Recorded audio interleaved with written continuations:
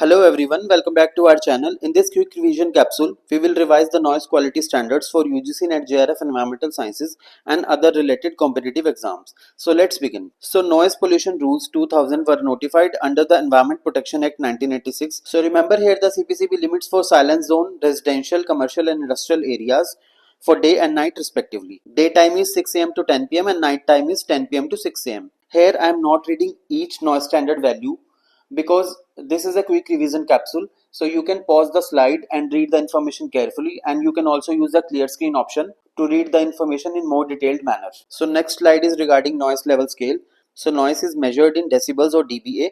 In my complete lecture regarding noise pollution, I have already clarified the difference between dBA, dBz and dBc. You can simply go through that lecture regarding noise pollution in my channel playlist. So here levels below 20 dB are very faint, 40 to 60 dB represent normal conversation, 60 to 80 dB is considered loud, while prolonged exposure above 85 dB may damage hearing, above 120 dB becomes painful. So next is effects of noise. Excessive noise can cause hearing impairment, stress, sleep disturbance, cardiovascular problems and reduced performance. According to NIOSH recommendations, safe exposure decreases as noise level increases, making hearing protection essential in noisy environments. So next is key facts. Here quick revision points are: noise pollution rules were notified on 11th May 2000. CPCB is the nodal agency while SPCBs and PCCs implement the standards. Remember the terms dB, dBA, LEQ and the silence zone definition for exams. I have discussed all such important points in my noise pollution lecture.